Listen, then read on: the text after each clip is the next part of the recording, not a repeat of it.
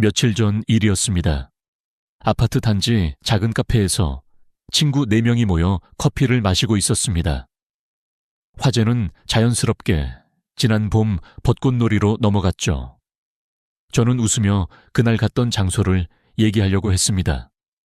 그때 우리가 간 그게 뭐였더라. 순간 입술 끝에서 단어가 맴돌았지만 절대 나오지 않았습니다. 마치 혀끝에 걸려 있으면서도 잡히지 않는 비눗방울처럼요. 주변 친구들이 기다리며 고개를 끄덕이는데 제 심장은 점점 빨리 뛰고 손끝은 식어갔습니다. 머릿속은 하얗게 비어버리고 웃음으로 얼버무리며 다른 주제로 넘어갈 수밖에 없었습니다. 집으로 돌아오는 길, 마음속에 묘한 씁쓸함이 남았습니다. 예전에는 이런 적이 거의 없었는데 왜 요즘 부쩍 많아진 걸까? 혹시 나이가 들어서 기억력이 떨어진 건 아닐까? 이런 순간 여러분도 잊지 않으셨나요? 회의 자리에서, 가족 모임에서, 심지어 손주 앞에서 말이 막혀버리는 그 난감함. 그때의 침묵은 길게 느껴지고 마음 한구석에는 나 괜찮은 걸까? 라는 불안이 스며듭니다. 하지만 먼저 안심하셔도 좋습니다. 이것은 결코 치매 전조만은 아닙니다. 젊은 사람도, 심지어 방송에 나와 말 잘하는 사람들도 종종 겪는 정상적인 뇌 반응입니다. 학자들은 이를 혀끝 현상이라 부릅니다. 단어를 알고 있지만 그 단어로 가는 길목이 잠시 막힌 상태죠. 마치 잘 알던 동네 길이 공사 중이라 돌아가야 하는 것처럼 단어를 찾는 뇌의 경로가 잠깐 우회하는 겁니다. 이때 우리가 흔히 하는 실수는 억지로 단어를 잡아내려고 애쓰는 것입니다. 하지만 뇌는 조급함을 느끼는 순간 더 깊이 문을 닫아버립니다. 모래를 손에 꼭 쥐면 더 빨리 빠져나가는 것처럼요. 그래서 단어가 떠오르지 않을 땐 잠시 멈추고 그 단어와 관련된 다른 단서들을 차근차근 떠올려야 합니다. 장소라면 그곳의 풍경, 냄새, 함께 갔던 사람, 들었던 음악. 이런 것들을 떠올리다 보면 어느 순간 단어가 툭 하고 튀어나옵니다. 저는 이 방법을 생활 속에서 종종 씁니다. 몇 달 전 병원 대기실에서 한 어르신이 연예인 이름이 생각 안 난다며 답답해하셨죠. 그래서 제가 그분이 나왔던 드라마는 뭐였죠? 하고 물었습니다. 그분은 잠시 생각하다가 그 병원 드라마라고 하셨고 그러자 곧바로 이름이 떠오르더군요. 뇌는 이렇게 우회로를 찾으면 금세 길을 열어줍니다. 또 하나 중요한 건 말을 천천히 하는 습관입니다. 우리는 생각난 걸 바로 말하려다 단어가 비어버리는 경우가 많습니다. 대신 숨을 한번 고르고 한 문장을 끝까지 마친 후 다음 문장을 준비해 보세요. 이렇게 하면 뇌가 단어를 정리할 시간을 벌 수 있어 훨씬 매끄럽게 말할 수 있습니다. 제가 존경하는 78세의 한 지인은 매일 아침 신문을 소리내어 읽습니다. 그리고 그날 읽은 단어 중 하나를 골라 손주에게 그 뜻을 설명해 줍니다. 오늘 단어는 배려야. 네가 친구한테 의자를 양보한 게 바로 배려야. 이렇게 입 밖으로 자주 꺼내는 단어는 뇌 속에서 자주 쓰는 정보로 분류돼 언제든 꺼낼 수 있게 됩니다. 혹시 지금 이 이야기를 들으며 오늘 하루 동안 단어가 막혔던 순간이 떠오르셨나요? 그렇다면 오늘 밤부터라도 작은 변화를 시작해 보십시오. 단어가 떠오르지 않을 때 억지로 찾으려 하지 말고 관련된 그림을 먼저 그려보기. 하루에 한 번은 새로운 단어를 소리내어 말하기. 이 2가지만 지켜도 머릿속의 하얀 안개가 조금씩 걷히기 시작할 것입니다. 그리고 잊지 마십시오. 단어가 잠시 멀어져 있는 건 길을 잃은 게 아니라 조금 돌아가고 있는 것뿐입니다. 때로는 그 돌아가는 길에서 더 따뜻한 기억과 새로운 아이디어를 발견할 수도 있습니다. 그러니 부끄러워하지 마시고 오늘부터 뇌와 대화를 시작해 보세요. 그것이 50세 이후에도 80세가 되어도 대화를 즐겁게 이어가는 가장 확실한 방법입니다. 우리가 흔히 겪는 혀끝 현상은 마치 잊은 단어가 우리를 놀리듯 숨바꼭질을 하는 것과 같습니다. 분명 아는 단어인데 입 밖으로 꺼내려는 순간 머릿속 어딘가에서 길이 막혀버리는 거죠. 그런데 이 현상은 단순한 건망증이나 나이 탓만은 아닙니다. 실제로 젊은 대학생들, 여러 언어를 구사하는 통역사, 심지어 하루 종일 말하는 아나운서도 이런 경험을 한다고 합니다. 뇌는 단어를 사전처럼 줄 세워 저장하는 것이 아니라 연결망 속에 담아둡니다.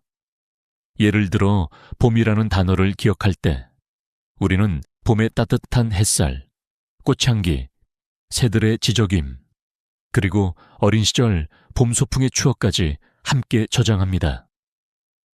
그런데 이 연결망 중 한 고리가 약해지면 단어를 꺼내오는 길이 잠시 끊어집니다. 그 순간 아무리 혀끝에서 맴돌아도 단어는 쉽게 잡히지 않습니다. 이런 때일수록 조급해지지 않고 다른 경로로 돌아가는 지혜가 필요합니다. 실제로 많은 분들이 단어가 떠오르지 않을 때 허공을 바라보거나 눈을 감고 머리를 긁적입니다. 이건 뇌가 정보를 찾기 위해 내부 검색을 돌리는 행동이라고 합니다. 그런데 억지로 기억해 하며 머리를 쥐어짜면 뇌는 오히려 긴장 상태에 빠져 단어를 더 깊이 숨겨버립니다. 모래를 움켜쥘수록 더 빠져나가는 원리와 같습니다. 그래서 전문가들은 이렇게 조언합니다. 단어가 막혔다면 그 단어와 연관된 정보를 하나씩 떠올려 보라고요. 예를 들어 배우 이름이 생각나지 않으면 그 사람이 나온 영화, 드라마 장면, 함께 출연한 배우, 대사 한 줄 등을 먼저 떠올립니다. 이렇게 하면 뇌 속의 연결망이 차례로 열리면서 원래 찾던 단어에 도달할 가능성이 훨씬 높아집니다. 며칠 전 한 70대 어르신과 이런 경험을 나눈 적이 있습니다. 그분은 친구와 대화 중 음식 이름이 생각나지 않아 곤란해했다고 합니다. 그래서 제가 물었습니다. 그 음식이 국물 있는 건가요? 아니면 볶은 건가요? 그분은 국물이 있고 고기가 들어가고 갈비탕 하고 환하게 웃으셨습니다. 이렇듯 단서를 조금씩 되짚어 가면 단어는 마치 기다렸다는 듯 나타납니다. 또 하나, 이 과정을 더 쉽게 만드는 방법이 있습니다. 바로 말의 속도를 늦추는 겁니다. 우리는 생각이 완전히 정리되기 전에 말을 내뱉는 습관이 있습니다. 그러다 보면 단어가 막혀버리는 경우가 많죠. 말을 시작하기 전에 호흡을 깊게 하고 문장을 천천히 이어가면 뇌는 필요한 단어를 찾을 시간을 벌 수 있습니다. 하루 5분 이런 훈련을 해보시길 권합니다. 먼저 마음속에 떠오르는 물건이나 사람을 하나 고릅니다. 그리고 그 대상과 관련된 정보를 5가지 이상 말해보세요. 예를 들어 바다라면 파도 소리, 짠내, 모래, 갈매기, 해질녘 풍경. 이렇게 말하다 보면 잊고 있던 단어들도 자연스럽게 따라옵니다. 이 훈련은 단어 회상 능력을 높이는데 매우 효과적입니다. 그리고 무엇보다 중요한 건 일상에서 단어를 자주 꺼내 쓰는 것입니다. 뇌는 자주 쓰는 단어를 앞자리에 두고 잘 쓰지 않는 단어는 깊숙이 넣어둡니다. 그러니 책이나 신문을 읽을 때 마음에 드는 단어를 소리내어 반복해보세요. 혹은 가족과의 대화에서 평소 쓰지 않던 표현을 의도적으로 사용해 보시는 것도 좋습니다. 이렇게 혀끝 현상을 다루는 법을 익히면 갑작스러운 단어 공백에 덜 당황하게 됩니다. 그리고 대화의 흐름을 지키는 자신감도 함께 생기죠. 결국 중요한 건 완벽하게 기억하는 것이 아니라 기억의 문을 여는 다른 열쇠를 준비하는 것입니다. 그 열쇠가 하나라도 있으면 우리는 언제든 단어를 되찾을 수 있습니다. 손안에 늘 붙어 있는 스마트폰, 그리고 동시에 여러 가지 일을 처리하는 멀티태스킹. 편리하고 효율적으로 보이지만 사실 이 두 가지가 우리의 기억을 조금씩 갉아먹고 있다는 사실 알고 계셨나요? 특히 50대에서 80대 사이의 분들은 나는 이제 예전 같지 않다 는 느낌을 스마트폰 시대 이후 더 자주 경험한다고 합니다.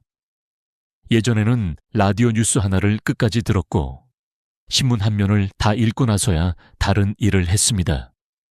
하지만 지금은 뉴스를 듣다가 카톡이 오면 중간에 확인하고 다시 돌아오면 내용이 흐릿해져 있죠.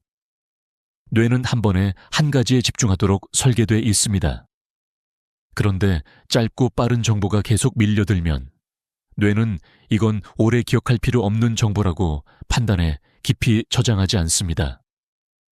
예를 들어 유튜브 쇼츠나 10초짜리 영상에 오래 노출되면 처음엔 재미있지만 곧 비슷한 영상이 머릿속에서 뒤섞이며 사라집니다. 문제는 이렇게 얕게 저장하는 습관이 굳어지면 오래 기억해야 할 중요한 정보조차 제대로 저장되지 않는다는 겁니다. 며칠 전 한 60대 지인이 이런 이야기를 하셨습니다. 어제 뉴스를 봤는데 오늘 아침에는 무슨 내용이었는지 전혀 기억이 안 나더라고. 저는 그분의 하루를 물어봤습니다. 아침에 뉴스를 보다가 중간에 손주 사진이 카톡으로 와서 열어보고 그 다음엔 쇼핑몰 알림을 확인하셨다고 합니다. 그러다 다시 뉴스를 틀었지만 이미 앞의 내용은 희미해진 상태였죠. 이렇게 집중이 계속 끊기면 기억의 줄이 풀려버립니다. 과학적으로도 이런 현상이 입증되었습니다. 하버드대 연구에 따르면 멀티태스킹이 잦을수록 뇌의 해마라는 부위가 비활성화되는데 해마는 장기 기억을 만드는 핵심 기관입니다. 스마트폰 알림이 울릴 때마다 우리는 잠시 집중을 잃고 그 순간 뇌는 방금 전 정보를 임시 저장소에서 삭제하기 시작합니다. 그래서 중요한 단어를 떠올리려 할 때 그 연결이 이미 약해져 있는 경우가 많습니다. 그렇다면 어떻게 해야 할까요? 첫 번째는 단일 집중 습관을 만드는 것입니다. 책을 읽을 때는 책만, 뉴스를 볼 때는 뉴스만, 대화를 할 때는 상대방만 바라보는 것이죠. 작은 변화처럼 보이지만 이 습관은 뇌에게 이건 중요한 정보라는 신호를 보내고 더 깊게 저장하도록 만듭니다. 두 번째는 정보 다이어트입니다. 하루에 스마트폰을 보는 시간을 줄이고 특히 짧은 영상이나 빠르게 소비하는 콘텐츠의 양을 제한하는 겁니다. 대신 길이가 조금 있는 기사나 다큐멘터리를 보며 집중력을 회복하는 것도 좋습니다. 예를 들어 하루에 10분만이라도 책 한 페이지를 소리내어 읽고 그 내용을 가족이나 친구에게 이야기해 보세요. 말로 옮기는 순간 기억은 더 단단해집니다.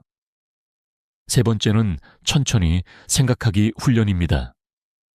우리는 빠른 세상 속에서 빨리 대답해야 한다는 압박을 받습니다.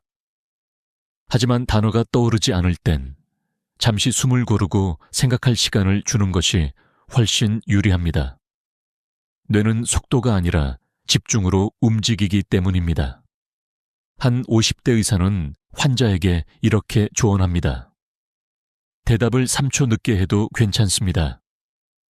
대신 머릿속에 떠오른 단어를 정확히 붙잡아 보세요. 그리고 중요한 건 이런 변화를 하루아침에 완벽하게 만들려고 하지 않는 겁니다. 처음엔 하루에 한 번, 대화 중 스마트폰을 멀리 두고 온전히 대화에만 집중해 보세요. 점차 그 시간을 늘리면 뇌는 다시 깊게 기억하는 법을 배우게 됩니다. 마지막으로 헬렌 켈러의 말이 떠오릅니다. 세상에서 가장 아름다운 것은 보거나 들을 수 없다. 마음으로 느껴야 한다. 우리는 너무 많은 것을 보고 듣느라 정작 중요한 것을 깊이 느끼고 기억하는 시간을 잃고 있습니다.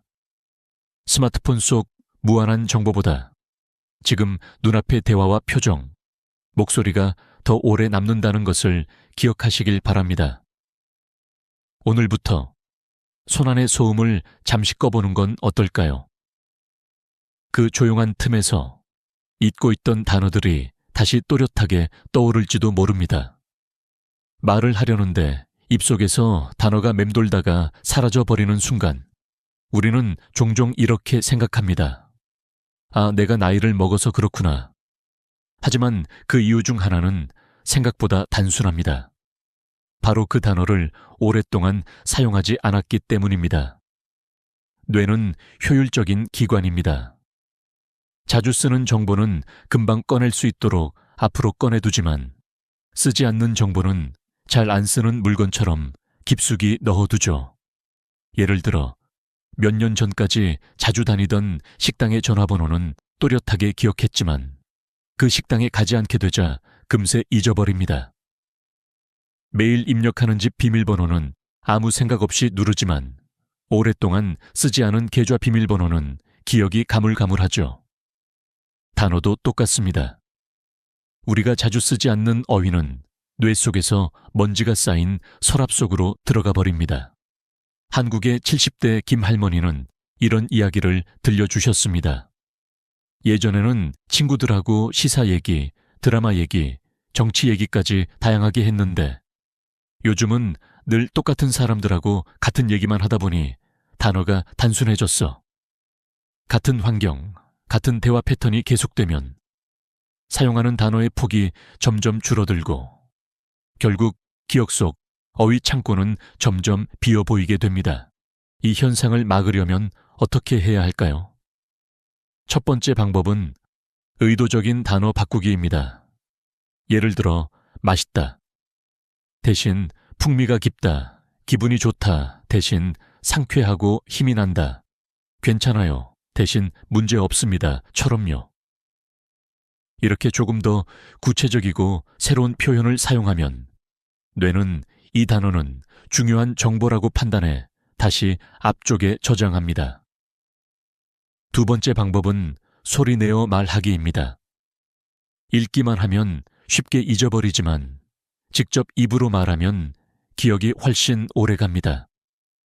책을 읽을 때 한 문장이라도 소리내어 읽어보세요. 그리고 그 문장을 다른 말로 바꿔서 다시 말해보십시오. 예를 들어 신문에 경제 회복 속도가 빨라지고 있다 라는 문장이 있다면 우리 동네 시장도 경기가 활기를 되찾고 있다처럼요. 세 번째 방법은 일상 속 말하기, 루틴을 만드는 겁니다. 제가 아는 60대 남성은 매일 저녁 TV 뉴스를 보며 3개의 새로운 단어를 적어둡니다. 그리고 그날 저녁 식사 시간에 그 단어를 넣어 가족과 대화합니다. 오늘 뉴스에 이런 단어가 나왔는데 이렇게 말하다 보면 그 단어가 몸에 배게 됩니다. 또 한 가지 흥미로운 방법은 감각을 이용한 단어 회상입니다. 예를 들어 꽃 이름이 생각나지 않을 때 그 꽃의 색, 향기, 계절을 먼저 떠올립니다. 이렇게 감각과 함께 단어를 불러내면 뇌의 여러 부위가 동시에 활성화되어 기억이 살아납니다.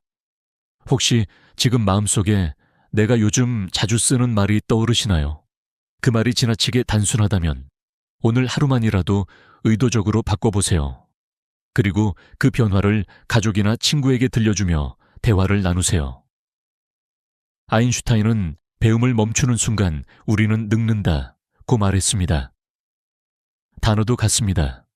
쓰면 쓸수록 더 선명해지고 안 쓰면 점점 희미해집니다. 새로운 단어를 배우고 그 단어를 생활 속에서 직접 써보는 것. 그것이 우리 뇌를 젊게 유지하고 대화 속에서 막힘없이 흐르게 하는 가장 확실한 비밀입니다. 그러니 오늘부터 단어를 입 밖으로 꺼내는 습관을 시작해 보십시오. 처음엔 조금 어색해도 어느새 그 단어들이 내 말 속에서 자연스럽게 흘러나오게 될 것입니다.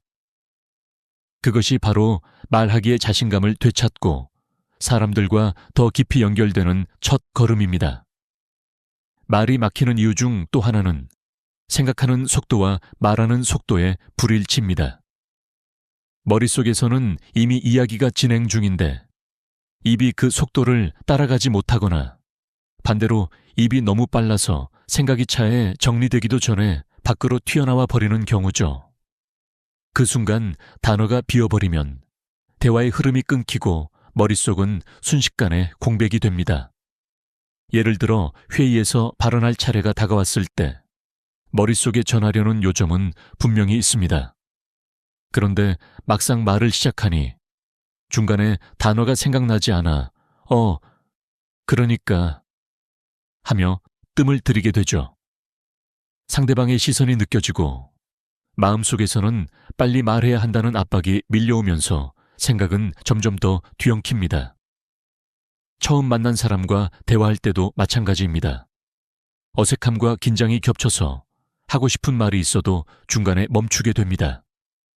이런 상황은 작업기억이라는 개념으로 설명할 수 있습니다. 작업기억은 머릿속의 임시 메모장과 같습니다. 필요한 정보를 잠시 저장하고 거기서 꺼내 쓰는 기능이죠. 하지만 이 메모장에는 용량이 있습니다. 한꺼번에 너무 많은 것을 담으면 일부 내용이 흘러내려 버립니다. 나이가 들수록 이 용량이 조금씩 줄어들기 때문에 한 번에 처리할 수 있는 정보의 양이 적어집니다. 그렇다고 해서 방법이 없는 건 아닙니다. 오히려 말하기 속도를 조절하고 문장을 구성하는 방식을 조금만 바꾸면 훨씬 수월해질 수 있습니다. 첫 번째 방법은 천천히 말하기입니다. 빠르게 단어를 찾아내려 애쓰기보다 한 문장을 끝까지 완성하는 데 집중하는 겁니다. 예를 들어 그게 뭐더라 하고 멈추는 대신 이건 이런 상황에서 자주 쓰는 물건인데 하며 설명을 이어갑니다. 이렇게 하면 뇌가 단어를 찾을 시간을 벌 수 있고 대화의 흐름도 유지됩니다. 두 번째 방법은 문장 길게 이어가기입니다. 단어가 막혔다면 거기서 멈추지 말고 주변 설명을 붙여 문장을 확장합니다. 예를 들어 드라마 제목이 생각나지 않는다면 작년에 많이 화제가 된 드라마인데 가족 이야기를 다뤘어요. 처럼요. 이 방식은 뇌가 자연스럽게 단어를 찾아낼 수 있도록 돕습니다. 세 번째 방법은 중요한 자리에서의 사전 연습입니다. 발표, 회의, 가족 모임 등 긴장이 예상되는 상황에서는 미리 핵심 단어와 문장을 적어보고 연습하는 겁니다. 한 70대 어르신은 모임 전에 메모지에 말하고 싶은 내용을 적어두고 도착해서 차를 마시며 그 내용을 소리내어 읽는 습관을 들였다고 합니다. 덕분에 말이 막히는 일이 줄어들었다고 하죠.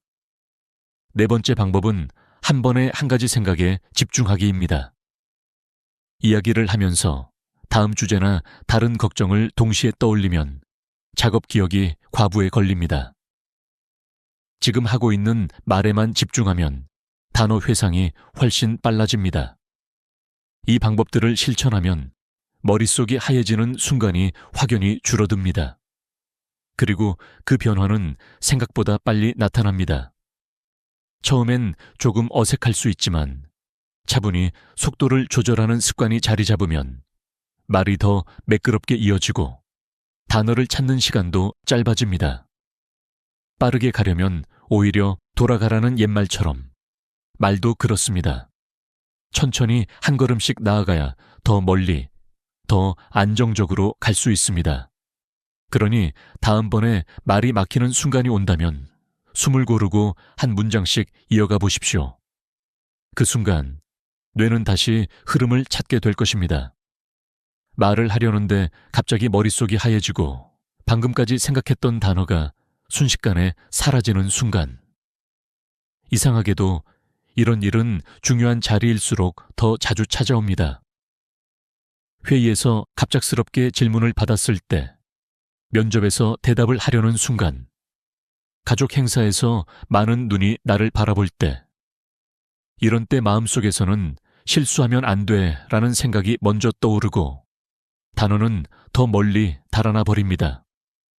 이 현상은 불안과 스트레스가 뇌의 정상적인 작동을 방해하기 때문에 발생합니다. 뇌의 전두엽은 단어를 조합하고 문장을 만드는 핵심 역할을 하는데 긴장이 높아지면 이 부위의 기능이 둔해집니다. 대신 감정을 담당하는 편도체가 활성화되어 뇌는 지금 중요한 건 단어가 아니라 생존이라고 착각합니다. 그러면 단어를 찾는 일은 뒤로 밀리고 도망갈지 방어할지만 판단하게 되는 것이죠. 저는 얼마 전 60대 후반의 한 어르신이 발표 도중 말을 잇지 못해 당황하던 장면을 기억합니다. 준비했던 내용이었지만 많은 사람들의 시선과 빨리 말해야 한다는 압박이 겹치자 그분의 머릿속은 텅 비어버렸습니다. 나중에 그분은 이렇게 말했습니다. 그 순간 머릿속에서 무슨 단어를 찾고 있었는지도 기억이 안 나더라고. 그렇다면 이 불안의 올가미에서 벗어나려면 어떻게 해야 할까요? 첫 번째는 호흡입니다. 긴장하면 호흡이 얕아지고 빨라집니다. 이때 심호흡을 깊게 하면 뇌에 충분한 산소가 공급되고 전두엽의 기능이 회복됩니다. 4초 동안 숨을 들이마시고 6초 동안 천천히 내쉬는 세6호흡법을 해보세요. 단 몇 번만 반복해도 심장이 진정되고 생각이 또렷해집니다. 두 번째는 키워드 회상입니다. 완벽한 문장을 떠올리려 하지 말고 전하고 싶은 핵심 단어 하나만 먼저 기억해 보세요. 예를 들어 건강검진이라는 키워드만 떠올려도 관련된 문장들이 자연스럽게 따라옵니다. 세 번째는 시선 조절입니다. 불안은 시선에서 시작되는 경우가 많습니다. 발표 중에 모든 청중의 눈을 마주보려 하면 긴장이 커집니다. 대신 편안한 표정을 짓는 한두 명의 얼굴이나 벽 한쪽을 바라보며 말하세요.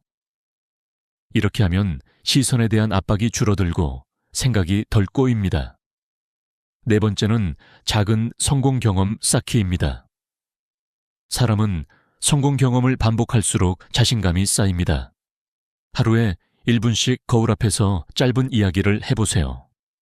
처음엔 혼자, 그 다음엔 가족 앞에서, 그리고 작은 모임에서. 단계적으로 말하는 경험을 늘리면 긴장 상황에서도 뇌가 평소대로 작동하기 시작합니다. 마지막으로 스스로를 탓하지 마십시오. 불안과 스트레스는 누구에게나 찾아오는 자연스러운 반응입니다. 중요한 건 그 반응을 다루는 방법을 아는 것입니다. 단어가 잠시 떠오르지 않아도 그건 실패가 아니라 잠깐 쉬어가는 신호일 뿐입니다. 여기서 제가 드리고 싶은 한 가지 실천표가 있습니다. 7일 실천표입니다. 1일차, 하루에 1분 거울 앞에서 말하기 연습. 2일차, 오늘의 키워드. 한 개 정하고 하루에 3번 사용. 3일차, 스마트폰 없는 10분 대화. 4일차, 4-6호흡법, 5회 반복. 5일차, 새로운 표현, 한 개를 배우고 말에 적용. 6일차, 3분간 지난 추억 이야기하기. 7일차, 스스로의 변화 기록하기. 이렇게 작은 습관만 유지해도 머릿속이 하얘지는 순간이 줄어들고 대화가 훨씬 부드러워질 것입니다. 오늘의 교훈은 이것입니다. 단어가 떠오르지 않는 순간은 우리를 부끄럽게 하려는 것이 아니라 잠시 멈춰 숨을 고르고 다시 힘을 내라는 뇌의 신호입니다. 그러니 그 순간을 두려워하지 말고 오히려 활용해 보십시오. 오늘 영상이 마음에 드셨다면 소중한 분들께 공유해 주세요. 그리고 구독과 좋아요는 저에게 큰 힘이 됩니다. 앞으로도 여러분의 기억과 대화를 지키는 이야기를 계속 전해드리겠습니다. 아버지, 이제 요양원에 가시는 게 어떨까요? 장남의 목소리는 낮고 조심스러웠지만 그 한마디가 내 심장을 거칠게 쥐어짰다. 말끝마다 묻어나는 피로와 무거움이 숨길 수 없이 전해졌다. 순간 식탁 위의 그릇소리마저 멎은 듯 고요해졌다. 나는 대답을 못했다. 아니, 할 수 없었다. 목이 바싹 마르고 가슴속이 먹먹하게 막혀 숨조차 가빠왔다. 72년 동안 수많은 풍파를 견뎌왔지만 이렇게 깊이 가라앉는 순간은 처음이었다. 나는 늘 가족을 위해 살았다. 젊은 날 부모님을 모시고 아내와 함께 아이들을 품에 안고 웃음을 지켜주려고 애썼다. 언제나 나는 울타리였다. 넘어질까봐, 다칠까봐 가족이 의지할 수 있는 든든한 기둥이 되고 싶었다. 그런데 이제 나는 그들의 울타리가 아니라 기댈 수 없는 짐이 되어버린 걸까? 머릿속에 요양원이라는 단어가 번개처럼 스쳤다. 내겐 그곳이 마치 삶의 종착역 같았다. 정해진 시간에 일어나고, 정해진 시간에 먹고, 정해진 시간에 자야 하는 곳. 문틈 사이로 빛조차 조절할 수 없는 생활. 내가 원할 때 나갈 수도, 내가 원하는 만큼 웃을 수도 없는 하루. 내 이름 대신 방번호로 불리는 삶. 그날 밤 잠이 오지 않았다. 시계 초침이 또각또각 귓가에 파고들었다. 눈을 감으면 자꾸만 떠오르는 건 젊은 시절 아버지의 굵은 손마디와 어머니의 굽은 허리였다. 그들은 한 번도 나를 버리려 하지 않았다. 그런데 나는 그 아들로서 이 나이에 떠나라는 말을 듣고 있었다. 혹시 내가 너무 오래 이 자리를 차지하고 있었던 걸까? 자녀들은 바쁘다. 그들의 삶도 무겁다. 머리로는 이해가 된다. 하지만 마음은 거부했다. 사랑하는 가족 곁에서 나이 들기를 꿈꿨는데 그 꿈이 조용히 무너지는 소리를 나는 분명히 들었다. 창밖은 새벽의 정막에 잠겨 있었다. 불 꺼진 아파트 창문들이 줄지어 서 있었다. 저 창 너머에도 나처럼 이 밤을 견디는 노인이 있겠지. 간병인을 쓸까? 요양원에 갈까? 혼자 남을까? 왜 우리의 노년은 이렇게 선택지가 좁고 차가울까? 아침이 오면 뭐라고 할까? 그래, 가겠다 라고 순순히 말할까? 아니면 조금만 더 기다려달라고 붙잡을까? 하지만 미루면 미룰수록 그들의 어깨는 더 무거워진다. 나는 알고 있었다. 결국 떠나야 한다는 것을. 문제는 내가 떠날 곳이 살만한 곳이냐는 거였다. 그 새벽 나는 결심했다. 남들이 정해준 길 위에만 서 있지 않겠다고. 비록 그 길이 험하고 낯설어도 나답게 살 수 있는 길을 찾겠다고. 그리고 그 길 위에서 내 남은 날들을 스스로의 발로 걸어가겠다고. 그 결심이 나를 어디로 데려갈지 그땐 알지 못했다. 하지만 단 한 가지는 분명했다. 지금 멈추면 내 노년은 마지막을 향해 흘러가기만 할 것이다. 나는 아직 끝내고 싶지 않았다. 아직은 내가 살아야 할 이유가 남아 있었으니까. 나는 장남의 제안을 뒤로하고 잠시 그의 집에 머물렀다. 솔직히 말하면 그때까지만 해도 가족이 함께 사는 것이 가장 좋은 선택이라고 믿었다. 부모를 모시는 건 당연한 일이라 배웠고 나도 그 길을 걸어왔다. 그런데 며칠이 지나지 않아 그 믿음이 산산이 부서지기 시작했다. 저녁 식사 시간, 나는 조용히 밥을 먹고 있었다. 젓가락 끝이 그릇에 부딪히는 소리, 그 소리가 얼마나 컸을까? 며느리가 조심스레 말을 꺼냈다. 아버님, 혹시 방에서 식사하시면 어떨까요? 순간 젓가락이 허공에서 멈췄다. 이유를 묻지 않았다. 그러나 그녀는 곧 덧붙였다. 아버님이 밥 드실 때 젓가락 소리가 좀 커서요. 아이들이 집중을 못한다네요. 그날 이후 나는 혼자 방에서 밥을 먹었다. 식탁에서 내 자리가 사라졌다는 건 단순한 변화가 아니었다. 가족의 일원에서 머물다 가는 손님이 되어가는 과정이었다. 밥상은 함께 숨을 쉬는 공간이었는데 그 숨결에서 나는 점점 멀어졌다. 작은 딸의 집도 크게 다르지 않았다. TV에서 뉴스를 보고 있는데 딸이 다가와 리모컨을 건넸다. 아버지, 아이들이 공부해야 하니까 소리를 조금만 줄이세요. 그 후로는 TV를 켜는 것조차 조심스러웠다. 밤이 되면 화장실에 가는 발자국 소리마저 문제가 됐다. 아버지, 밤에는 조심하세요. 발소리가 커서 애들이 깨더라고요. 나는 고개를 끄덕였다. 그리고 밤에는 물을 덜 마셨다. 될 수 있으면 화장실에 가지 않으려고 애썼다. 그렇게 조금씩 더 조용해졌고 조금씩 더 작아졌다. 집안의 그림자가 된 듯 나의 존재감은 희미해졌다. 그날 밤 한참을 천장을 바라봤다. 나는 지금 여기에 있어도 되는 걸까라는 생각이 머릿속에서 떠나지 않았다. 부모의 집은 자녀의 집이 될 수 있지만 자녀의 집은 결코 부모의 집이 될 수 없다는 말이 떠올랐다. 나는 더 이상 그 집의 주인이 아니었다. 그저 방 하나를 빌려 사는 세입자처럼 느껴졌다. 결국 나는 다시 내 집으로 돌아왔다. 하지만 그것이 끝이 아니었다. 혼자 사는 집은 조용했지만 그 조용함이 오히려 깊은 고독이 되어 가슴속을 파고들었다. 자녀와 함께 살 수 없다면 다른 방법을 찾아야 했다. 그리고 나는 간병인을 두기로 결심했다. 그 순간 나는 몰랐다. 자녀의 집에서 느낀 불편함이 단지 시작에 불과했다는 것을. 내가 앞으로 맞닥뜨릴 현실은 훨씬 더 복잡하고 훨씬 더 무거울 거라는 사실을. 간병인을 부르기로 한 건 단순했다. 나를 챙겨줄 가족이 없으니 돈을 주고서라도 도움을 받자는 생각이었다. 24시간 상주 간병인, 월 4복 50만 원. 비싸지만 밥을 차려주고 청소를 해주고 병원에도 동행해 준다니 그 정도는 감수할 만했다. 첫날 그녀는 밝은 미소로 말했다. 아버님, 제가 맛있는 거 해드릴게요. 뭐 좋아하세요?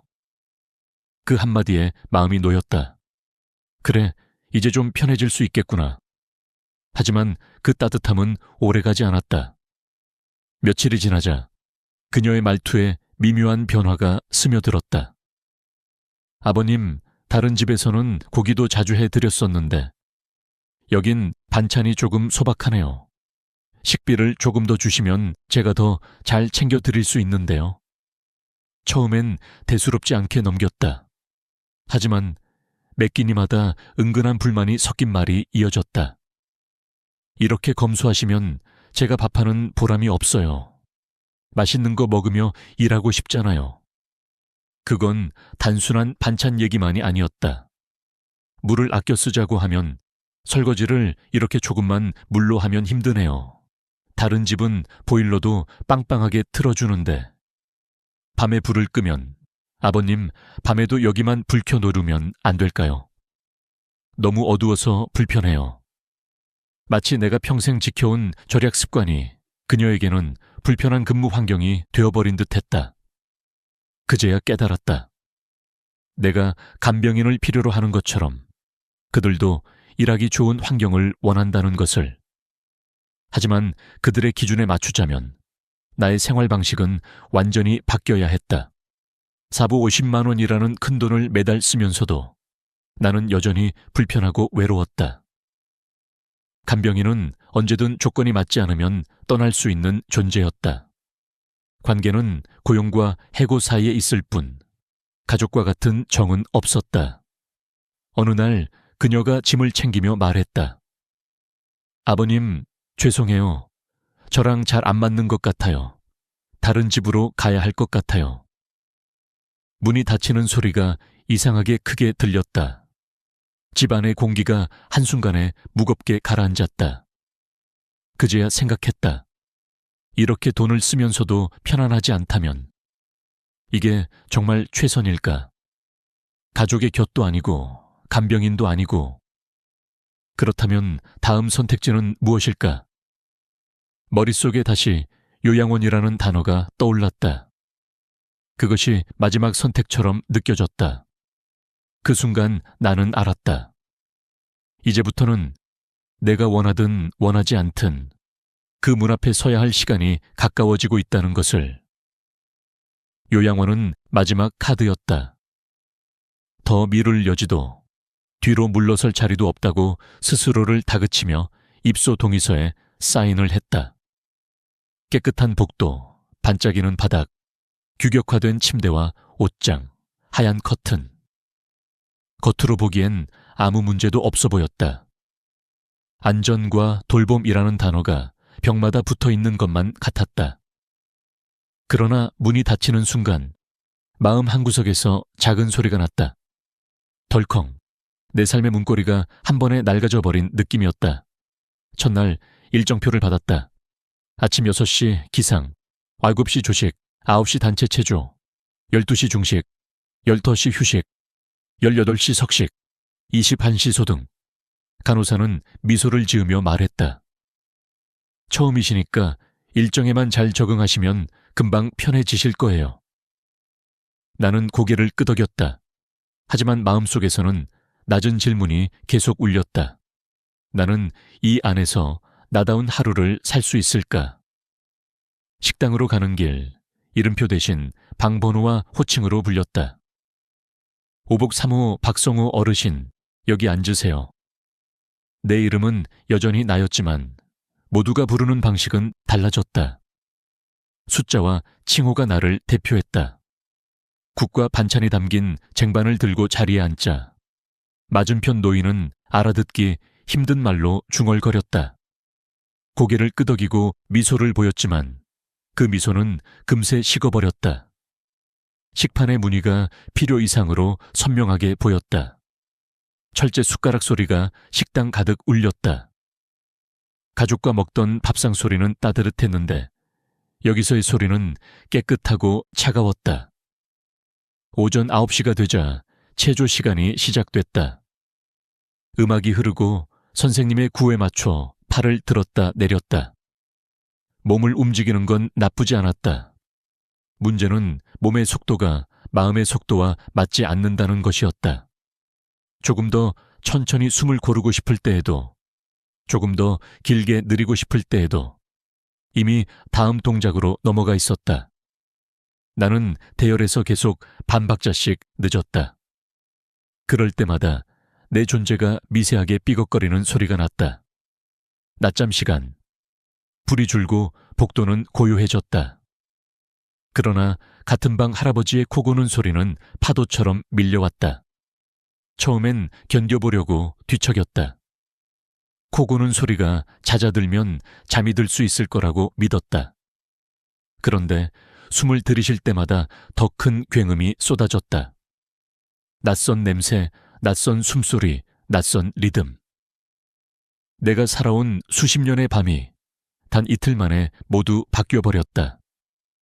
둘째 날 저녁, TV가 켜지자 간호사가 다정하게 말하는 척 단호하게 말했다. 박성우 어르신, 지금은 공용 시간입니다. 볼륨을 규정에 맞춰주세요. 나는 리모컨을 내려놓았다. 여기서는 모든 소리가 규정으로 시작해 규정으로 끝났다. 내 감정의 크기도, 내 침묵의 길이도 정해진 틀 안에 담겨야 했다. 약을 먹을 시간. 종이컵과 알약이 내 앞에 놓였다. 간호사가 시계를 힐끗 보았다. 어르신, 약이 식기 전에 드셔야 해요. 나는 고개를 끄덕이고 물을 들이켰다. 약의 쓴맛은 금방 사라졌지만 시간에 맞춰 삼켜야 하는 나라는 사실은 목 안깊숙이 남았다. 밤이 되자 복도 끝에서 소리가 났다. 옆방 할머니가 악몽을 꾸는지 신음과 외마디 비명이 번갈아 가며 터졌다. 잠깐이면 괜찮겠지 싶었는데 자정이 지나도 새벽 2시를 넘어도 간헐적으로 이어졌다. 간호사가 달려왔다가 돌아가면 잠깐 고요가 찾아왔지만 다시 낯선 밤의 파도가 요양원 전체를 스쳤다. 나는 눈을 감고 마음속에 문을 하나 만들었다. 문틈으로 바람이 샜다. 여기는 함께 사는 곳인데 왜 더 외로울까? 셋째 날 아침, 거울을 보니 얼굴빛이 노랗게 바랬다. 간호사는 건강체크표에 숫자를 적고 적응에 시간이 필요하세요 라고 말했다. 나는 숫자를 보지 않았다. 숫자는 내 상태를 설명할지 몰라도 내 마음을 위로하지는 못한다는 걸 첫 이틀 만에 알았다. 세면대에서 물을 틀었다. 차갑지도 뜨겁지도 않은 적정이라는 이름의 온도. 갑자기 손끝에 오래된 기억이 스쳤다. 새벽 어시장에 어머니를 모시고 갔던 젊은 날, 겨울바람을 막아주던 뜨거운 국밥 그릇의 온기. 그 온기는 누군가의 표준 온도가 아니라 나와 어머니에게 꼭 맞는 온도였다. 그 기억이 끓어오르는 순간 나는 알았다. 이곳의 모든 것이 나를 보호해 줄 수는 있어도 나를 살아있게 하지는 못한다는 것을. 저녁 식사 시간, 맞은편 노인이 숟가락을 떨어뜨리자 직원이 재빨리 주워 올렸다. 괜찮습니다니 어르신. 그 친절한 말 사이로 또박또박한 규칙의 발소리가 들리는 듯했다. 나는 식판의 국물에 비친 내 얼굴을 보았다. 어딘가 흐려졌다. 이름 대신 방번호로 불리고, 욕구 대신 시간표로 움직이고, 감정 대신 점검표로 기록되는 하루. 나는 점점 나에서 멀어지고 있었다.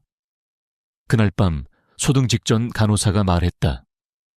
박성우 어르신, 이제 취침 시간이니까 TV는 끄겠습니다. 화면이 어둠 속으로 빨려 들어갔다. 방 안에 남은 건 화장실의 희미한 불빛과 코 고는 소리, 그리고 아무데도 닿지 못한 내 한숨뿐이었다. 눈을 감았다 뜨는 사이 나는 결심했다. 여기서 도망치듯 나가야겠다. 이 결심은 요양원을 부정하려는 게 아니었다. 누군가에게 요양원은 반드시 필요한 곳일 수 있다.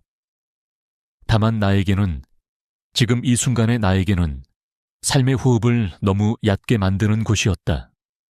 나는 아직 내 속도로 숨쉬고 내 리듬으로 걷고 내 시간으로 웃고 싶었다. 다음 날 아침 퇴소 의사를 전했다. 직원은 놀라지 않았다. 대신 차분하게 절차를 안내했다. 방을 정리하며 침대 모서리를 한번 쓰다듬었다. 사흘 동안 내 몸이 누웠던 자리, 내 마음이 적응하지 못했던 자리. 커튼을 젖히자 늦어름 햇빛이 쏟아졌다. 그 빛 아래서 나는 아주 작게, 그러나 분명하게 중얼거렸다. 나는 나로 살겠다. 문을 나서는 발자국 소리가 복되 길게 울렸다. 숫자로 불리던 시간이 뒤로 물러났다. 바깥 공기가 폐 깊숙이 들어왔다. 아직 갈 곳은 정해지지 않았다. 하지만 나는 알았다. 남들이 깔아둔 길이 아니라 내가 선택한 길을 찾아야 한다는 것을. 안전과 통제 사이가 아니라 자율과 존엄 사이에 서 있어야 한다는 것을. 사흘 만에 나온 요양원의 문 앞에서 나는 하늘을 올려다보았다. 구름은 느리게, 그러나 분명히 흘렀다. 나도 그렇게 흘러가리라. 조금 돌아가도 좋다. 중요한 건 멈추지 않는 것. 나의 남은 날들이 숫자가 아닌 이름으로, 규정이 아닌 숨결로 기록되길 바라며 나는 다시 한 걸음을 떼었다. 집으로 돌아온 첫날, 고요함이 나를 감쌌다. 그러나 그 고요함은 편안함이 아니라 묘한 불안이었다.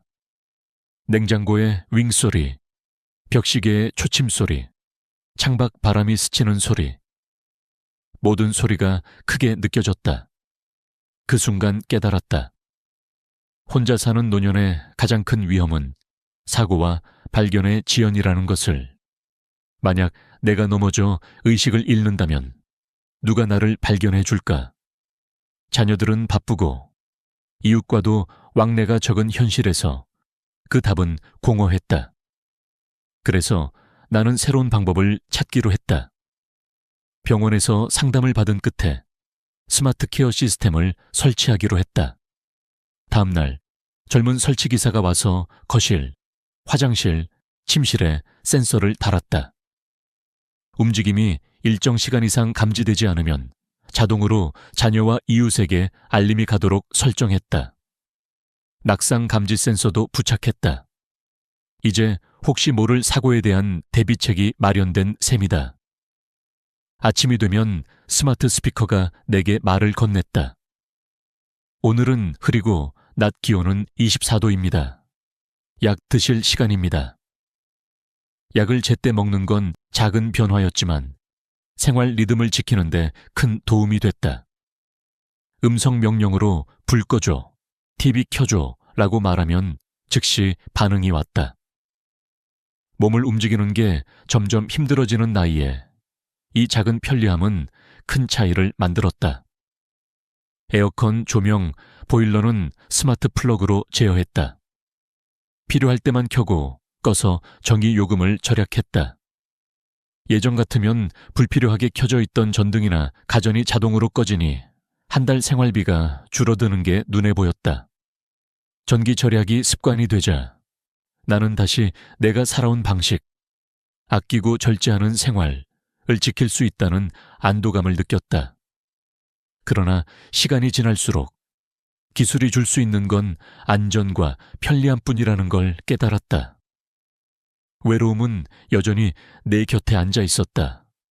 거실 조명이 켜지고 TV 소리가 방을 채워도 대화가 없으면 그 소리들은 금세 공허해졌다. 사람의 목소리, 웃음소리, 눈을 마주치는 순간의 온도. 그런 건 어떤 스마트 기기도 대신할 수 없었다. 저녁 무렵 나는 거울 속 나를 바라봤다. 안전장치로 둘러싸인 집에 있지만 여전히 마음 한쪽은 텅 비어 있었다. 혹시 다른 길이 있는 걸까? 라는 생각이 스쳤다. 가족과 함께 살기엔 현실적인 벽이 있고 간병인은 비용과 관계의 문제를 안고 있으며 요양원은 내 자율성을 앗아갔다. 그렇다면 전혀 새로운 방식은 없을까? 며칠 뒤 우연히 신문 기사에서 실버 코하우징이라는 단어를 보았다. 완전히 함께 살진 않지만 서로의 안전과 생활을 돌봐주는 노인 공동체. 그 문장을 읽는 순간 마음속 어딘가가 번쩍였다. 서로의 독립을 존중하면서도 필요한 순간 손을 잡아줄 수 있는 구조. 너무 이상적인 건 아닐까 하는 의심과 혹시 이게 내가 찾던 답일지도 모른다는 기대가 동시에 피어올랐다. 그날 밤 나는 오랫동안 잠들지 못했다. 머릿속에 그림이 그려졌다. 아침에 잘 잤어요? 라는 인사가 오가고 식탁 위에는 함께 만든 반찬이 놓이고 병원에 갈 땐 누군가 팔을 잡아주고 위급할 땐 곧바로 달려와주는 이웃들.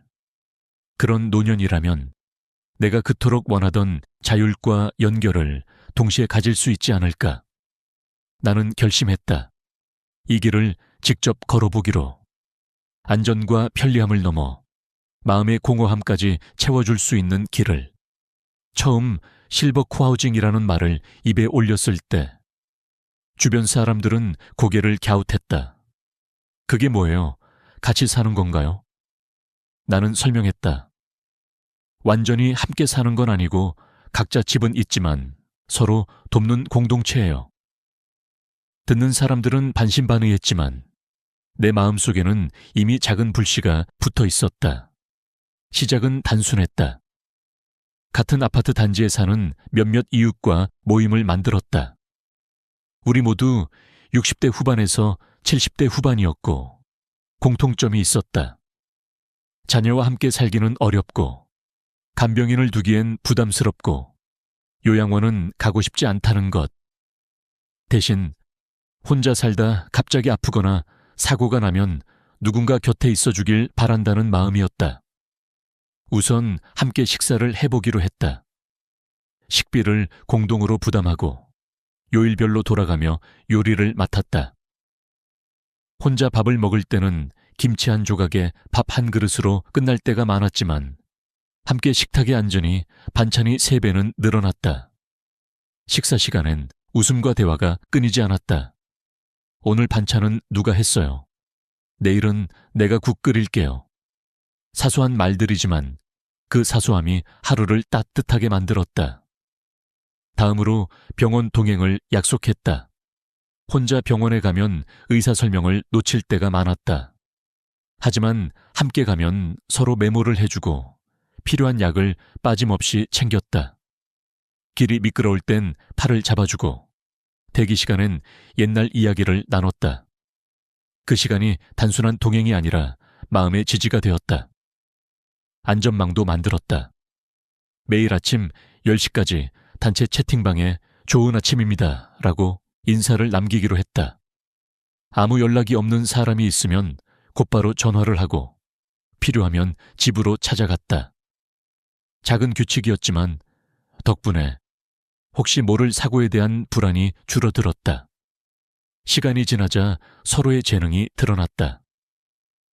요리를 잘하는 사람은 요리 클래스를 열고 바느질이 능숙한 사람은 에코백 만들기를 가르쳤다. 스마트폰 사용이 서툰 이에게는 잘 아는 사람이 직접 앱을 깔아주고 사진 찍는 법을 알려줬다. 그 과정에서 우리는 단순한 이웃을 넘어 작은 가족이 되어갔다. 가끔은 다 같이 산책을 나갔다. 동네 공원을 돌며 계절의 변화를 느꼈다. 봄에는 벚꽃길을, 여름에는 시원한 강변을, 가을에는 낙엽이 수북한 오솔길을, 겨울에는 하얀 눈밭을 함께 걸었다. 그 길 위에서 주고받은 대화는 사소해 보였지만 서로의 하루를 지탱하는 힘이 되었다. 경제적인 변화도 컸다. 식재료를 공동 구매하니 비용이 절감됐다. 쌀, 채소, 양념 등을 대량으로 사서 나눴으니 한 달 식비가 1인당 평균 25만 원으로 줄었다. 생활용품도 함께 구매해 절약했고 공용 공간에서 난방과 조명을 조절해 전기와 가스 요금도 크게 낮췄다. 의료비도 함께 줄일 수 있었다. 병원 갈 일이 생기면 서로 챙겨주고 건강관리 습관을 공유하면서 작은 질환은 미리 예방했다. 한 달 생활비를 계산해보니 불과 60만 원으로도 충분히 살 수 있었다. 요양원에서 350만 원을 쓰며 규칙에 묶여 살던 날과 비교하면 돈뿐만 아니라 마음의 자유까지 얻은 셈이었다. 무엇보다 하루하루가 외롭지 않았다. 누군가 나를 기다리고 내가 누군가를 기다리는 삶. 그것이 주는 힘은 돈으로 살 수 없는 것이었다. 어느 날 저녁 식사를 마치고 모두가 차를 마시며 웃고 있을 때 문득 깨달았다. 나는 더 이상 부담스러운 존재가 아니었다. 서로의 일상에 작은 힘이 되어주고 도움을 받는 만큼 주는 관계. 이곳에서 나는 다시 한번 함께 사는 기쁨을 배우고 있었다. 그리고 마음속으로 확신했다. 노년의 삶은 비싼 요양원에 의존하지 않아도 충분히 따뜻하고 의미 있게 살 수 있다는 것을, 내가 선택한 이 길이 앞으로 더 많은 이들에게 새로운 가능성이 되리라는 것을 우리는 늙는 것이 아닙니다. 단지 천천히 무너지고 있을 뿐입니다. 오랜 세월 동안 수많은 사람들의 얼굴을 들여다보며 피부에 대한 이야기를 나누고 그들의 눈빛 속에서 삶의 흔적을 읽어온 한 사람으로서 오늘 이 말씀을 드릴 자격이 있다고 생각합니다. 저는 현재 74세이며 피부과 전문의로 일생을 보냈습니다. 피부라는 것은 단순히 미용의 대상이 아니라 삶의 방식과 마음가짐, 그리고 우리가 얼마나 스스로를 사랑하며 살아왔는지를 고스란히 담아내는 거울이라 말할 수 있습니다. 제게는 오래도록 인연을 이어온 친구가 있습니다. 대학 시절부터 함께 나이를 먹고 함께 주름을 늘려왔던 그녀를 몇 주 전 오랜만에 다시 만났을 때 저는 말문이 막혔습니다. 그녀의 얼굴은 예전과는 달랐습니다. 단지 화장이 잘 된 정도가 아니었습니다. 뺨에 맴도는 윤기, 이마의 팽팽함, 눈가의 부드러움까지 마치 시간을 거슬러 20년 전으로 돌아간 듯한 인상이었습니다. 저는 조심스럽게 물었습니다. 무슨 시술이라도 받았어? 그녀는 빙긋 웃으며 대답했습니다. 그냥 내가 나를 조금 더 신경 쓰기 시작했을 뿐이야. 그 한마디가 제 마음 깊숙한 곳을 울렸습니다. 수십 년을 환자들에게 조언해오던 제가 정작 제 자신에게는 너무 인색하지 않았나 반성하게 되었습니다. 그날 밤 저는 욕실 거울 앞에 섰습니다. 세수를 마친 얼굴, 화장기 없는 진짜 제 얼굴을 오랜만에 찬찬히 바라보았습니다. 눈가의 얇은 선들, 입가의 굴곡, 턱선을 따라 느껴지는 미세한 탄력. 저하, 피부는 거짓말을 하지 않습니다. 몸보다 먼저, 마음보다 먼저 우리 삶의 흔적을 고백합니다. 그리고 그 고백은 생각보다 조용하고 부드럽게 다가옵니다. 젊었을 땐 미처 몰랐던 이 변화가 어느 날 갑자기 낯설게 다가오는 것이죠. 그런데 저는 그것이 결코 절망의 신호라고 생각하지 않습니다. 오히려 이제 나를 다시 돌볼 시간이라는 몸이 보내는 따뜻한 요청이라고 느낍니다. 왜냐하면 피부는 생각보다 훨씬 관대하고 또 회복력 있는 기관이기 때문입니다. 수십 년간 저는 수많은 60대, 70대, 심지어 80대 환자분들의 피부를 보며 한 가지 확신을 갖게 되었습니다. 그것은 바로 피부는 나이를 불문하고 회복할 수 있다는 사실입니다. 물론 회복의 속도는 개인마다 다를 수 있습니다. 하지만 진심을 담은 습관은 반드시 피부에 닿습니다. 그것은 마치 매일 아침 따뜻한 차 한 잔을 마시며 몸을 깨우듯 하루 15분만 나를 위해 사용하는 시간으로도 피부는 다시 생기를 찾을 수 있습니다. 중요한 것은 돈도 제품도 아닙니다. 당신의 마음입니다. 제 친구가 말했던 그 조금 더 신경 쓰기 시작한 삶은 사실 냉장고 속 평범한 요거트 한 통에서 시작되었고 그 위에 얹은 한 스푼의 꿀이었습니다. 너무 흔해서 너무 싸서 우리가 지나쳐버리는 그 재료들이 사실은 피부에 가장 정직한 대답이 될 수 있다는 것을 저는 그녀를 통해 다시 배웠습니다. 피부가 무너진다는 것은 단지 겉으로 보이는 노화 현상이 아닙니다. 그것은 우리가 더 이상 우리 자신을 우선순위에 두지 않는다는 신호일지도 모릅니다. 이 글을 읽고 있는 당신도 아마 같은 질문을 품고 계실 겁니다. 이 나이에 뭘 더 할 수 있을까? 그 질문에 제가 드릴 수 있는 대답은 단순합니다. 지금 이 순간부터 아주 작은 실천으로도 피부는 변화라는 응답을 보내기 시작합니다. 그 변화는 단 3일이면 충분히 감지할 수 있고 3주면 가족의 눈에도 보이며 샌달이면 거울 속 당신이 먼저 느낍니다. 저는 그 진실을 수많은 환자들과 저 자신에게서 증명해 왔습니다. 지금 이 순간 당신의 거울 앞에는 선택이 있습니다. 포기할 것인지 혹은 다시 시작할 것인지. 그리고 저는 단언컨대 늦은 시작이란 없다고 말하고 싶습니다. 왜냐하면 피부는 지금도 기다리고 있기 때문입니다. 당신이 자신을 다시 사랑해 주기를, 손끝으로 보살펴 주기를, 그리고 삶의 흐름 속에서 다시 중심을 잡아주기를. 피부는 단순히 아름다움의 문제가 아닙니다. 그것은 당신 삶의 질서, 당신 마음의 균형, 그리고 당신 존재에 대한 존중입니다. 지금부터 함께 천천히 시작해 봅시다. 낡은 거울 속에 피로한 얼굴이 아닌 따뜻한 빛을 머금은 새로운 나를 만나는 여정. 그것은 단지 피부의 변화가 아니라 삶을 다시 사랑하는 방식이 될 것입니다. 피부는 나이보다 먼저 진실을 말합니다. 그것은 삶의 누적이며 몸이 보내는 기록입니다. 사람들은 흔히 주름을 나이의 탓으로 돌리곤 합니다. 나이 들었으니까 그렇지 라고 말하며 그저 받아들이죠. 하지만 저는 그 말이 피부에게 얼마나 억울한 누명인지 압니다. 실제로 피부가 빠르게 늙는 가장 큰 이유는 콜라겐의 붕괴입니다. 우리가 태어나서 성장기를 지나 성인이 되었을 때 피부의 약 70%를 차지하는 이 콜라겐은 풍성하게 존재합니다. 이 콜라겐은 피부를 탄탄하게 지지하는 기둥과 같습니다. 탱탱한 피부, 쫀쫀한 탄력, 자연스러운 윤기, 모두 이 콜라겐 덕분에 가능한 일입니다.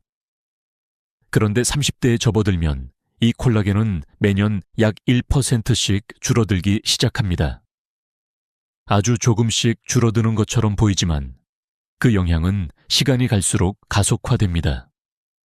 50대가 되면 20대 때의 60% 수준으로 감소하고 70대에 이르면 절반도 되지 않는 양으로 떨어집니다. 단순히 양만 줄어드는 것이 아닙니다. 질 또한 나빠집니다. 새롭고 탄력 있는 콜라겐이 아니라 낡고 굳은 콜라겐만 남게 되는 것이죠. 마치 고무줄이 오래되어 뻣뻣해지고 한번 늘어나면 다시 돌아오지 않는 것처럼 피부도 그 탄성을 잃게 됩니다. 그래서 어떤 화장품을 발라도 피부가 더 이상 반응하지 않고 오히려 피곤해 보이거나 칙칙해지는 경우가 많습니다. 그 상태에서 강한 자극을 주면 피부는 더욱더 예민해지고 쉽게 붉어지며 얇아지게 됩니다. 환자들 중엔 이런 말을 자주 하시는 분들이 있습니다. 예전엔 팩만 해도 금방 환해졌는데 요즘은 아무 효과도 없어요. 그 이유는 단 하나, 피부의 기둥이 무너졌기 때문입니다. 콜라겐이 없다면 아무리 좋은 영양분을 바른다 해도 받아들이는 토대가 약하기에 효과를 보기 어렵습니다. 이것은 단지 미용의 문제가 아니라 노화의 본질과도 연결됩니다. 인간의 노화는 점진적으로 진행되지만 피부의 노화는 눈에 보이기에 더 예민하게 느껴집니다. 잔주름이 늘어나고 탄력이 떨어지고 피부가 얇아지는 그 모든 과정 뒤에는 콜라겐의 소실이라는 뚜렷한 원인이 존재합니다. 그럼에도 불구하고 많은 이들이 이 사실을 모르고 단지 나이 탓이라고 치부하며 중요한 대응의 시기를 놓쳐버립니다. 하지만 지금 이 순간 이 영상을 보시는 당신은 알고 계십니다. 피부는 스스로 변화할 수 있고 콜라겐은 되살릴 수 있다는 것을 말이죠. 실제로 최근의 연구 결과에 따르면 특정 영양요소와 자극을 꾸준히 줄 경우 피부 내 콜라겐 밀도가 평균 30% 이상 증가할 수 있다고 합니다. 이는 레이저 시술이나 고가의 앰플을 사용한 결과와 비슷한 수치이며 무엇보다도 부작용이 거의 없고 일상 속에서도 충분히 가능하다는 점에서 큰 희망이 됩니다. 저 역시 수많은 환자들에게 이를 증명해 왔습니다. 피부과 진료실에서 저는 더 이상 비싼 시술을 권하지 않습니다. 그보다 지금의 생활 습관을 다시 들여다보고 피부가 가장 잘 반응할 수 있는 환경을 만드는 것부터 시작하자고 조언 드립니다. 피부가 살아 숨쉬기 위해선 무엇보다도 토대가 필요합니다. 콜라겐은 바로 그 토대를 구성하는 가장 핵심적인 요소입니다. 마치 땅이 단단해야 건물이 오래가듯 피부 속 콜라겐이 든든해야 얼굴의 구조가 무너지지 않습니다. 그리고 이 콜라겐은 특별한 제품이 없어도 우리 몸속에서 얼마든지 다시 만들어낼 수 있습니다. 단지 우리가 그 기회를 주지 않았을 뿐입니다. 콜라겐을 만드는 세포들은 자극을 기다리고 있습니다. 깨끗한 혈류, 충분한 수분, 천천히 스며드는 자연 재료, 그리고 무엇보다 나를 소중히 여기는 손길이 그 자극이 됩니다. 그렇기에 저는 오늘 여러분께 말하고 싶습니다. 당신의 피부는 늙은 것이 아닙니다. 아직 돌봄을 기다리는 중입니다. 이제는 콜라겐의 손을 잡아줄 시간입니다. 당신의 손끝에서부터 변화는 시작될 수 있습니다. 이 변화는 생각보다 조용하지만 놀랍도록 깊고 강하게 당신의 얼굴에 닿을 것입니다. 단 한 번의 선택으로도 피부는 방향을 바꿉니다. 지금이 그 순간입니다. 제게는 아직도 또렷이 기억나는 한 분이 있습니다. 그분은 올해로 74이신 윤미정 어르신이셨고, 처음 진료실에 들어섰을 때는 피부뿐 아니라 표정까지도 지쳐 있었습니다. 볼에는 거뭇하게 자리 잡은 기미가 짙게 퍼져 있었고, 전체적으로 피부결이 거칠고 건조하여 작은 주름들이 가득했습니다. 하얀 피부 위에 드러나는 세월의 흔적이 그녀의 고단했던 삶을 말해주는 듯 했지요. 진료 중 그녀는 제게 조용히 물었습니다. 교수님, 이제는 그냥 포기해야겠죠. 나이 탓이지, 뭐. 그 순간 저는 대답 대신 아주 조용한 제안을 하나 드렸습니다. 시술도 아니고 약도 아닌 단 2가지의 재료. 바로 무가당 플레인 요거트와 꿀 한 숟가락이었습니다. 그녀는 의아한 얼굴로 저를 바라보았지만 믿어보겠다는 듯 고개를 끄덕였고, 저는 그 뒤로 아무 말도 하지 않았습니다. 단 3일이 지나고 그녀가 다시 병원을 찾았습니다. 저는 깜짝 놀랐습니다. 그녀의 볼은 이전보다 눈에 띄게 매끄러워졌고 기미의 경계가 흐릿해져 있었으며 무엇보다 얼굴의 생기가 돌기 시작한 것이 느껴졌습니다. 저는 그때 확신할 수 있었습니다. 피부에 필요한 것은 언제나 비싼 성분이나 복잡한 기계가 아니라 피부가 받아들일 수 있는 자연의 리듬이라는 것을요. 그녀의 변화는 단순한 외형의 변화만이 아니었습니다. 그녀의 말투가 바뀌었고 눈빛이 달라졌으며 말끝마다 작은 웃음이 실렸습니다. 교수님, 사실 반신반의했는데 이게 진짜 효과가 있네요. 저는 그 미소를 보는 순간 이 작은 루틴을 더 많은 분들께 알려야겠다고 결심하게 되었습니다. 요거트는 단순히 유산균이 많은 식품이 아닙니다. 피부에 직접 발랐을 때 그 안에 포함된 젖산이 피부에 자극 없이 각질을 부드럽게 정리해주고 콜라겐 생성을 도와주는 천연 유기산으로 작용합니다. 여기에 꿀은 보습력과 항균력을 동시에 갖춘 자연의 선물로 피부를 진정시키고 얇아진 피부 장벽을 강화해주는 효과를 가져다 줍니다. 이 2가지가 만나면 피부는 마치 오랜 잠에서 깨어나듯 천천히, 하지만 확실하게 반응하기 시작합니다. 저는 이 요거트 꿀팩을 수년간 수많은 환자에게 권유해왔고, 특히 민감성 피부이거나 시술이 부담스러운 중장년층 환자들에게 놀라운 효과를 확인했습니다. 중요한 것은 기술이 아니라 방법이며, 더 중요한 것은 그것을 꾸준히 실천할 수 있는 마음입니다. 아무리 좋은 성분도 일회성으로는 피부에 깊은 영향을 줄 수 없습니다. 마치 운동처럼 피부도 일정한 리듬과 루틴이 필요합니다. 요거트 꿀팩은 그 루틴의 출발점이 됩니다.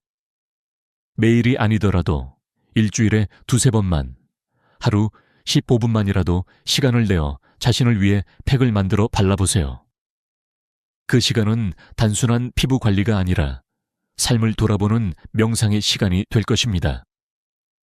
윤미정 어르신은 이후로도 이 루틴을 꾸준히 이어갔고 그녀의 손녀는 이렇게 말했다고 합니다. 할머니, 진짜 얼굴이 환해지셨어요. 예뻐요. 피부는 누구를 속이지 않습니다. 노력한 만큼, 정성을 들인 만큼 반드시 반응합니다. 그리고 그것은 수치로 증명되지 않더라도 당신의 거울 속 얼굴이 가장 먼저 알아볼 것입니다. 저는 이 작은 기적을 반복해서 보아왔고 그때마다 깨닫습니다. 회복은 어느 순간 갑자기 오는 것이 아니라 아주 작고 사소한 변화에서 시작된다는 것을요. 지금 당신의 냉장고 속에도 그 변화에 씨앗이 있습니다. 요거트 한 통, 꿀 한 숟가락. 믿기지 않으신다면 직접 해보세요. 3일이면 충분합니다. 피부는 기억합니다. 당신이 자신을 돌보기 시작한 그날부터 그 손길을 절대 잊지 않습니다. 피부는 단 하나의 비법만으로는 회복되지 않습니다. 윤미정 어르신처럼 놀라운 결과를 얻은 분들도 대부분 그 뒤로 멈추지 않고 다음 단계로 나아가야만 진짜 변화의 문턱을 넘을 수 있었습니다. 제가 수십 년 동안 관찰해온 바로는 피부는 다층적 구조를 지닌 장기입니다. 단순히 표면만 부드럽다고 해서 진정한 회복이라고 할 수는 없습니다. 피부는 마치 다락이 있는 오래된 집처럼 바닥부터 천장까지 하나씩 맞춰가야 제 기능을 발휘합니다. 그렇기 때문에 팩 하나만으로는 부족합니다. 피부를 단단하게 회복시키려면 각 층을 책임지는 서로 다른 효과의 루틴이 필요합니다. 저는 이를 3단계 회복 루틴이라 부릅니다. 첫 번째는 우리가 이미 소개한 요거트 플러스 꿀팩으로 피부의 기초 보습과 콜라겐 활성화를 돕는 기초 단계입니다. 두 번째는 요거트 플러스 레몬팩입니다. 이 조합은 피부에 남아있는 기미, 잡티, 칙칙함과 같은 색소 문제를 개선하는 데 강력한 도움을 줍니다. 레몬에는 피부 미백에 도움을 주는 비타민C가 풍부하게 들어있으며 요거트의 젖산이 묵은 각질을 정리해주기 때문에 그 성분이 피부 속 깊이 침투할 수 있는 길을 열어줍니다. 단, 이 팩은 반드시 밤에만 사용해야 하며 그 다음 날 아침에는 자외선 차단제를 꼭 발라야 합니다. 그렇지 않으면 레몬 속 산이 오히려 색소 침착을 더 악화시킬 수 있기 때문입니다.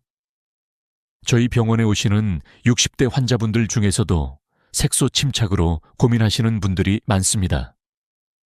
그중 한 분은 한 달 동안 일주일에 2번 이 레몬팩을 꾸준히 사용하셨고 그 결과 이전보다 피부톤이 훨씬 밝아지고 딸이 "엄마, 피부가 왜 이렇게 환해졌어?" 라고 말할 정도로 눈에 띄는 변화를 경험했습니다. 세 번째 단계는 바로 오이팩입니다. 오이는 수분 함량이 무려 96%에 달하고 피부 진정과 쿨링 효과가 뛰어나며 실리카, 카페산, 비타민 K와 같은 피부에 이로운 성분이 풍부하게 들어있습니다. 특히 여름철처럼 피부가 햇빛과 에어컨에 지칠 때 오이팩은 즉각적인 생기를 부여합니다. 오이를 갈아 즙을 내고 요거트와 함께 섞은 뒤 10분 정도 냉장고에 넣었다가 피부에 발라주면 그 시원함과 수분감이 피부에 바로 느껴집니다. 많은 분들이 이 오이팩을 사용한 후 피부 온도가 내려간 것 같고 열감이 사라졌어요 라고 이야기하십니다. 요거트 플러스 꿀로는 회복을 시작하고 요거트 플러스 레몬으로 색을 밝히고 오이팩으로 수분과 생기를 채우는 이 3단계 루틴은 서로 다른 각도에서 피부를 회복시키며 반복될수록 그 효과가 더 강해집니다. 여기서 중요한 점은 이 순서를 지키며 매주 다른 팩을 번갈아 사용하는 것입니다. 한 가지 방법만 고집하는 것은 오히려 피부에 단조로운 자극을 주고 효과도 금세 줄어들게 만듭니다. 피부도 사람처럼 새로운 자극과 리듬을 기억하고 반응하기 때문에 매주 주제를 바꾸는 것이 훨씬 효과적입니다. 저는 이를 피부의 주간 트레이닝이라 부르곤 합니다. 예를 들어 첫째 주에는 요거트 파스쿨팩으로 보습과 콜라겐을 충전하고 둘째 주에는 요거트 파스레몬팩으로 색소를 정리하며 셋째 주에는 오이팩으로 피부열을 내려주고 넷째 주에는 팩을 쉬고 수분크림과 바세린만으로 회복에 집중하는 방식입니다. 이렇게 하면 피부는 휴식과 자극, 공급과 정리를 번갈아 경험하면서 스스로 균형을 맞춰갑니다. 어떤 분들은 이렇게 말씀하십니다. 그거 너무 복잡하지 않나요? 기억도 못할 것 같은데요. 그런데 사실 이 루틴은 한 달에 단 3가지 재료만 있으면 가능합니다. 냉장고에 있는 요거트, 꿀, 레몬, 오이. 아주 평범한 것들이지만 이들을 어떻게 쓰느냐에 따라 피부의 운명은 바뀝니다. 당신이 하루에 15분만 시간을 내고 일주일에 2-3번만 정성껏 반복한다면 피부는 반드시 그 진심에 응답합니다. 고가의 제품 없이도 피부는 스스로 회복할 수 있는 능력을 가지고 있습니다. 단지 우리가 그 능력을 존중해주지 않았을 뿐입니다. 지금 이 글을 읽는 당신의 손끝에 회복의 가능성이 있습니다. 요거트 한 숟갈, 꿀 몇 방울, 잘 씻은 오이 반 개. 이 작은 실천들이 모여 당신의 피부에 새로운 계절을 열어줄 것입니다.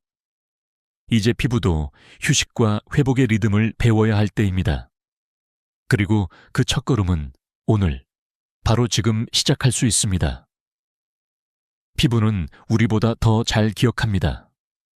언제 돌봄을 받았고 언제 방치되었는지를 정확히 알고 있습니다.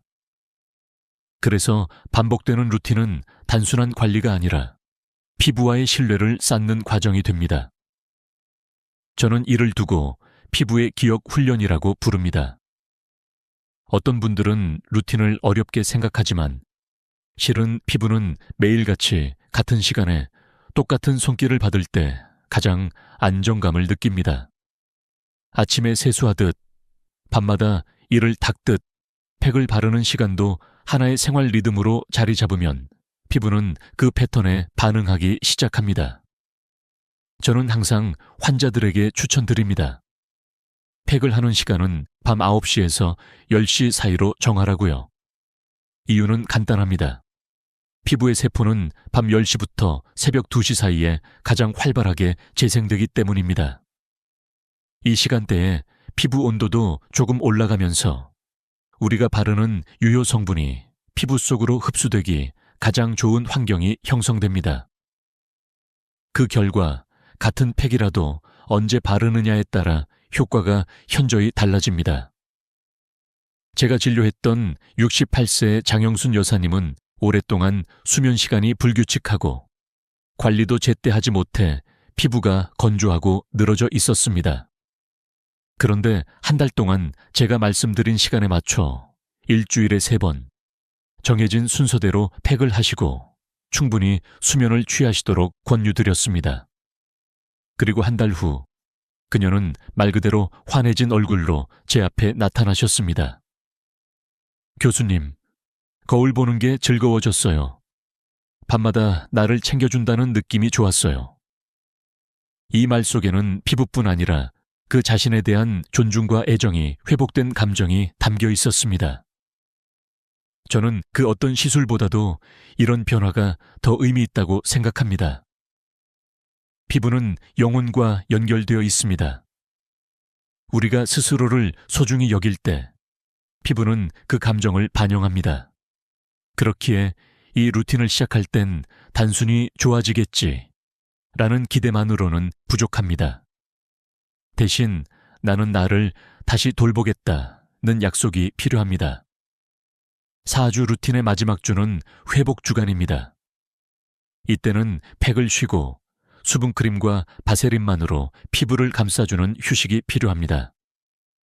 마치 몸이 운동 뒤에 휴식을 통해 근육을 회복하듯 피부도 팩이라는 자극 후에 충분한 안정이 주어져야 재생이 촉진됩니다.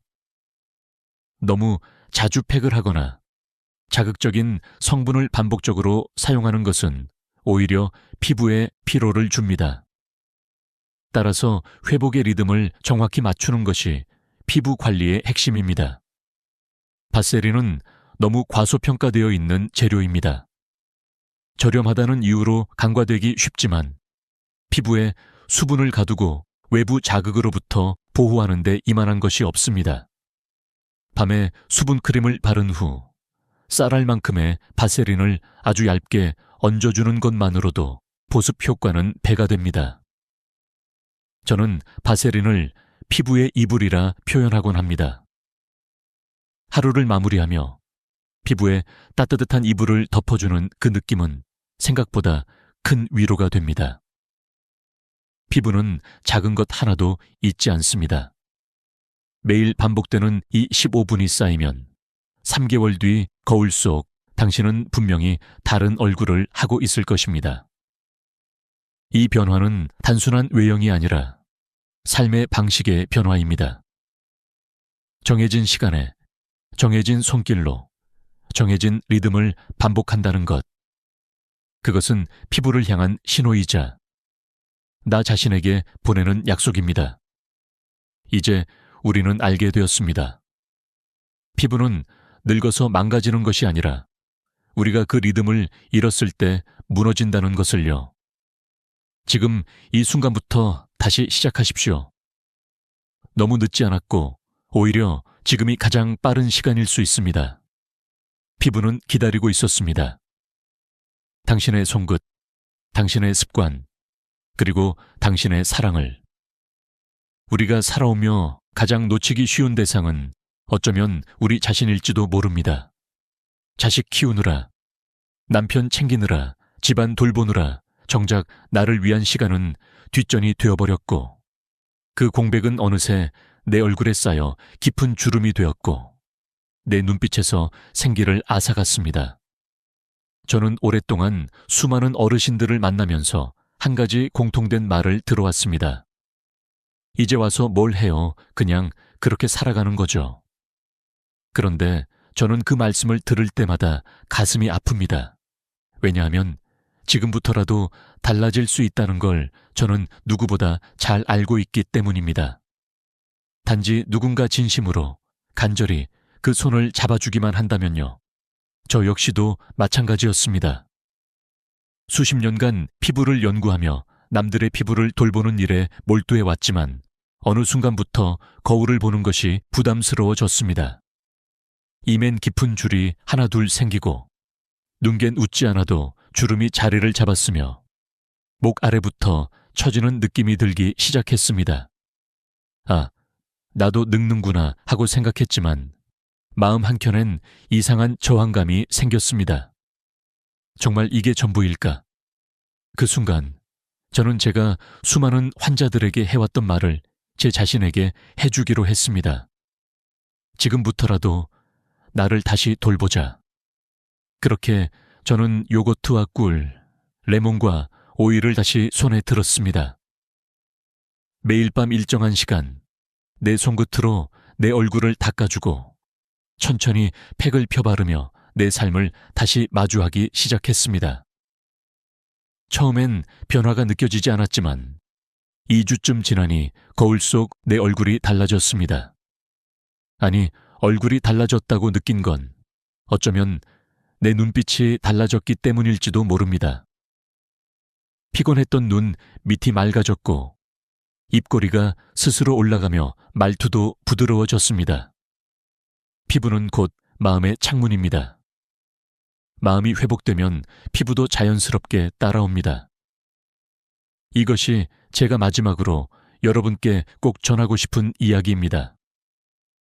요거트를 바르는 손길이 사실은 스스로를 쓰다듬는 손길이 되고 꿀을 섞는 시간이 내 안의 상처를 치유하는 시간이 되며 오이즙을 바르는 그 차가운 감촉이 내 몸과 마음의 열을 식혀주는 위로가 될 수 있습니다. 지금까지 우리가 나눈 이야기에는 화려한 용어나 복잡한 설명이 하나도 없었습니다. 그것은 제가 이 이야기를 단지 피부를 위한 정보로 전하고 싶지 않기 때문입니다. 저는 이 영상을 통해 단 한 사람이라도 거울을 다시 정면으로 마주할 수 있는 용기를 가졌으면 합니다. 그 얼굴 위에 생기가 돌아오는 것을 보며 내가 아직 살아있고 내가 여전히 소중하다는 사실을 느끼셨으면 합니다. 피부를 회복하는 이 루틴은 단지 외형을 위한 것이 아닙니다. 그것은 존재의 회복을 위한 여정입니다. 하루 12~15분, 일주일 2~3번, 당신의 삶은 얼마든지 다시 설계될 수 있습니다. 그리고 그 변화는 아주 부드럽고 조용하게, 그러나 확실하게 당신의 얼굴과 삶을 바꾸어 갈 것입니다. 우리는 매일 무너져가는 시간을 살지만 동시에 매일 회복할 수 있는 기회도 가지고 있습니다. 그 기회는 고급 에스테틱에도 명품 크림에도 있지 않습니다. 오히려 당신의 냉장고, 당신의 손끝, 그리고 당신의 꾸준한 마음 안에 숨어 있습니다. 지금 이 순간 그 마음을 꺼내세요. 거울 앞에 선 당신에게 말하세요. 이제는 나를 돌볼 시간이다. 그러면 피부는 반드시 응답할 것입니다. 미세한 빛이, 미소가, 촉촉함이, 생기가 당신 안에서부터 다시 피어날 것입니다. 제가 그 길을 걸어왔듯 이제 당신 차례입니다. 피부는 기다리고 있습니다. 그 손길, 그 마음, 그 사랑을